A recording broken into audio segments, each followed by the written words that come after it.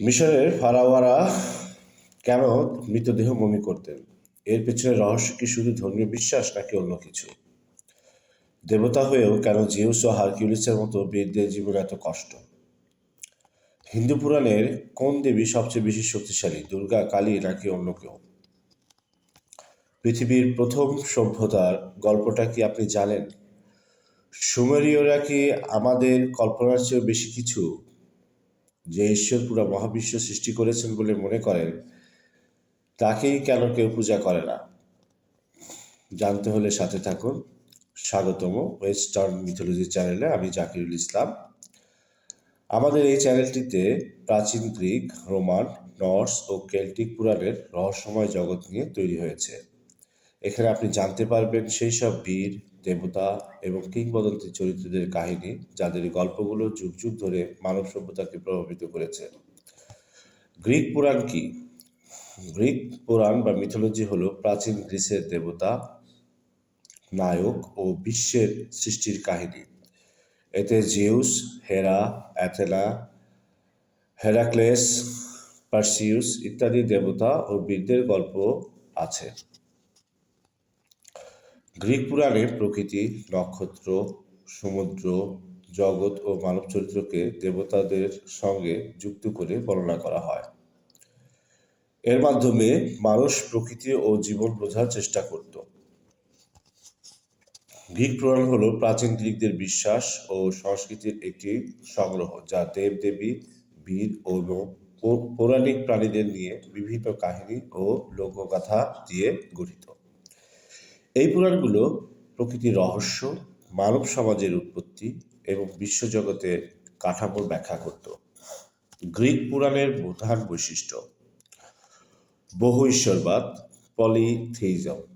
গ্রিকরা বহু দেবদেবীর বিশ্বাস করত। তাদের প্রধান দেবতারা অলিম্পাস পর্বতে বাস করতেন বলে বিশ্বাস করা হতো। জিউস ছিলেন প্রধান দেবতা, যিনি আকাশ ও বজ্রপাতের শাসক ছিলেন। অন্যান্য গুরুত্বপূর্ণ দেবতাদের মধ্যে ছিলেন হেডা, পোসাইডন, হেরা, অ্যাপোলো ও আর্টেমিস। মানবিক দেবদেবী: গ্রিক পুরাণে দেবদেবীরা প্রায় মানুষের মতো আচরণ করতেন। তাদের মধ্যে হিংসা, ভালোবাসা, ঈর্ষা এবং প্রতিশোধের মতো মানবিক অনুভূতি ছিল। তারা প্রায়ই মানুষের জীবনে হস্তক্ষেপ করতেন, কখনো সাহায্য করতেন, আবার কখনো বিপদ ডেকে আনতেন। বীরদের কাহিনী: গ্রিক পুরাণে অনেক বীরের কাহিনী রয়েছে, যারা দুঃসাহসিক কাজ এবং অসম্ভবকে সম্ভব করার জন্য পরিচিত। যেমন হারকিউলিস, যিনি তার 12টি অসম্ভব কাজ সম্পন্ন করেছিলেন, এবং থিসিউস, যিনি মিনোটারকে পরাজিত করেছিলেন। সৃষ্টি ও মহাজাগতিক ধারণা: গ্রিক পুরাণে মহাবিশ্বের সৃষ্টি সম্পর্কে বিভিন্ন তত্ত্ব রয়েছে। এটি প্রায় শূন্যতা বা কায়স থেকে শুরু হয়, যেখানে পৃথিবী দেবী গাইয়া এবং আকাশের দেবতা ইউরেনাসের জন্ম হয়। এই সৃষ্টি তত্ত্বের মধ্য দিয়ে দেবদেবীদের বংশের উৎপত্তি ঘটে। গুরুত্ব: গ্রিক পুরাণ সাহিত্য, শিল্পকলা এবং দর্শনের প্রধান উৎস। হোমারের মতো কবিরা এই পুরাণগুলো ব্যবহার করে ইলিয়াড ও ওডিসির মতো মহাকাব্য রচনা করেছিলেন। আজও গ্রিক পুরাণের কাহিনী এবং চরিত্রগুলো পশ্চিমা সংস্কৃতি, সাহিত্য এবং শিল্পকলায় ব্যাপক প্রভাব ফেলে। গ্রিক পুরাণের একক কোনো লেখক নেই। এটি প্রাচীন গ্রিসের লোকের লোককথা, কাহিনী এবং দেবতাদের গল্পের সংকলন, যা শতাব্দী ধরে মুখে মুখে এবং বিভিন্ন লেখক ও কবিরা লিখেছেন। গ্রিক পুরাণের কোনো নির্দিষ্ট সময়কাল নেই, কারণ এটি কয়েক শত বছর ধরে মুখে মুখে প্রচলিত ছিল এবং ধীরে ধীরে লিখিত রূপ লাভ করে। তবে ইতিহাসবিদ এবং পণ্ডিতরা গ্রিক পুরাণের উৎপত্তি ও বিকাশের সময়কালকে কয়েকটি প্রধান ভাগে ভাগ করেন। এক নম্বর হচ্ছে ব্রোঞ্জ যুগ, আনুমানিক 3000 থেকে 1150 খ্রিস্টপূর্বাব্দ। এই সময়কালকে গ্রিক পুরাণের ভিত্তি হিসেবে ধরা হয়। মিনোজান এবং মাইসেনিয়ান সভ্যতাগুলো এই সময়ে বিকশিত হয়েছিল। বেশিরভাগ পৌরাণিক কাহিনী, যেমন ট্রোজান যুদ্ধ, রাজা মিনোস বা থিসিউসের গল্পগুলো এই যুগের ঘটনা বলে মনে করা হয়। এই সময়ের কিছু প্রত্নতাত্ত্বিক নিদর্শন থেকেও সেই সব কাহিনীর সঙ্গে মিল খুঁজে পাওয়া যায়। 2 নম্বর হচ্ছে গ্রিক অন্ধকার যুগ, আনুমানিক 1150 থেকে 800 খ্রিস্টপূর্বাব্দ। মাইসেনিয়ান সভ্যতার পতনের পর এই যুগ শুরু হয়। এই সময়ে গ্রিসে কোনো লিখিত ইতিহাস ছিল না এবং বেশিরভাগ পুরাণ মুখে মুখে প্রচলিত ছিল। এই যুগেই হোমারের মতো কবিরা ইলিয়াড ও ওডিসির মতো বিখ্যাত বিখ্যাত মহাকাব্য রচনা করেন, যা গ্রিক পুরাণের সবচেয়ে গুরুত্বপূর্ণ লিখিত উৎস হিসেবে পরিচিত। 3 নম্বর হচ্ছে প্রাচীন গ্রিক যুগ, আনুমানিক 800 থেকে 500 খ্রিস্টপূর্বাব্দ। এই সময়ে হোমারের মহাকাব্যগুলো লিখিত রূপ লাভ করে এবং গ্রিক নগররাষ্ট্রগুলো গড়ে ওঠে।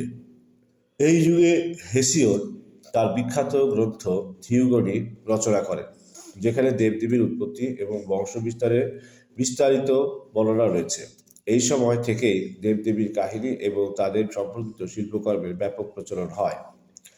ধ্রুপদী যুগ, আনুমানিক 500 থেকে 323 খ্রিস্টপূর্বাব্দ।